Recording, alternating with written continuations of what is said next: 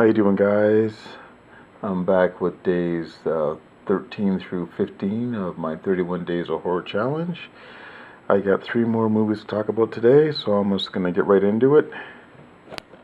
Alright, so first up, we have Alone in the Dark, and this movie is from 1982, and it stars Martin Landau, Jack Palance, and Donald Pleasance. And basically, this is like a home invasion type of thriller. And it's about this doctor who just started working at this new asylum, and the 4 most dangerous patients at the asylum, like, they come to believe that he murdered the previous doctor, so they want to get revenge on him. So basically, there's a huge power outage, and the backup generators at the asylum they fail, so they're able to escape. And they find out where the doctor lives, and they pretty much lay siege to his place. And this is a kind of a really interesting movie because it has 4 killers in it.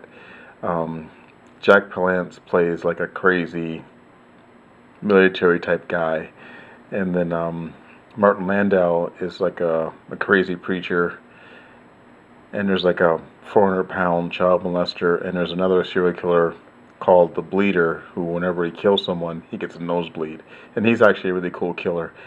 This movie really amused me. Like early on in the film, when they make their escape, they actually stop by this store during a riot, and people are stealing like the craziest stuff in this riot. There's a scene where someone's got like a barrel full of floor hockey sticks, and another person can be seen carrying away like foam plants, that's something that you put in a child's room for decoration. With, like, who would want to steal that during a riot?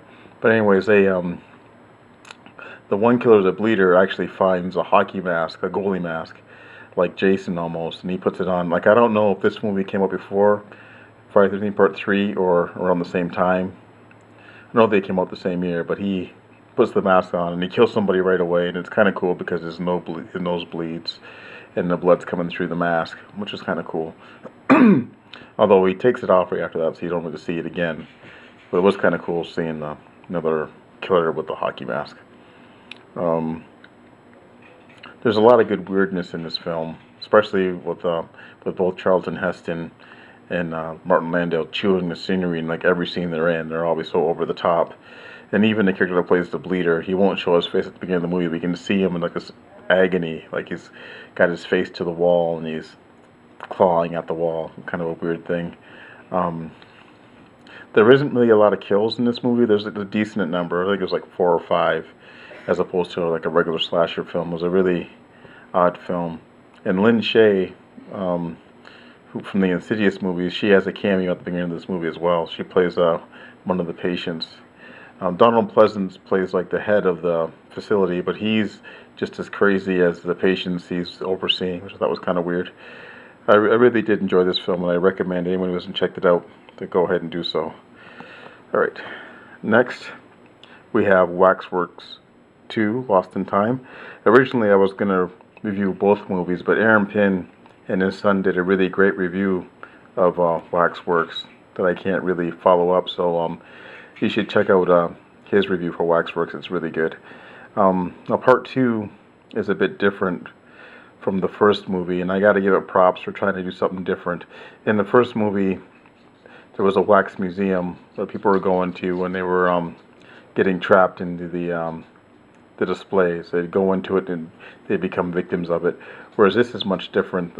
In this one, the lead girl, who was originally played by Deborah Foreman, who didn't come back for the sequel, unfortunately, gets framed for murder. So they're forced to go through time to find something supernatural, so that she can prove her innocence. It's like Gillian and whoever the other girl is in this one. This movie is okay, except they kind of cheat a little bit, because technically they're not really lost through time, and basically they're kind of like stuck in a movie type universe, because both movies are basically play homage to like the horror movies of the past, and there's some really funny sequences in this one. Like some of the films that they parody are The Haunting and Aliens. and it's pretty fun up until that point. Unfortunately, the last half of the movie, they get stuck in a medieval type universe, a sword and sorcery type thing, and it kind of slows right down and becomes kind of dull. And the main villain in this one isn't really introduced till really late in the movie. The first movie had David Warner, and he was pretty cool as a villain. But this one, they replaced him with Alexander Godunov.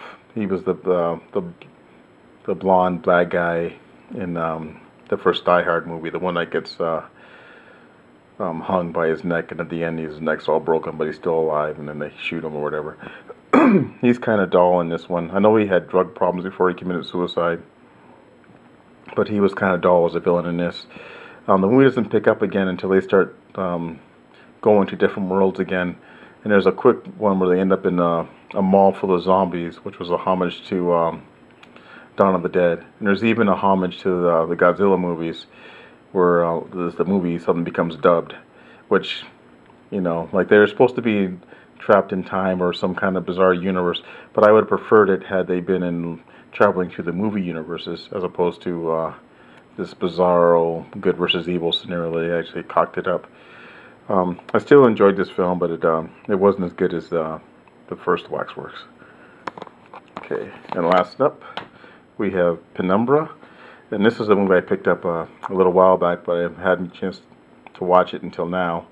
And this movie is about this girl who's trying to sell her apartment, and she thinks she's going to meet this real estate agent, but she ends up running into a group of cult leaders and cultists and stuff like that, and there's an eclipse coming, and they need a spot to do their sacrifice.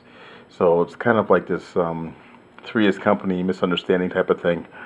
This is an okay movie, and it does get bloody towards the end, but unfortunately this is kind of like a slow burn type of thing, although it's not weird enough to hold your attention. Basically, this poor girl gets strung around for 40 minutes until she realizes that these people aren't the people she's supposed to meet.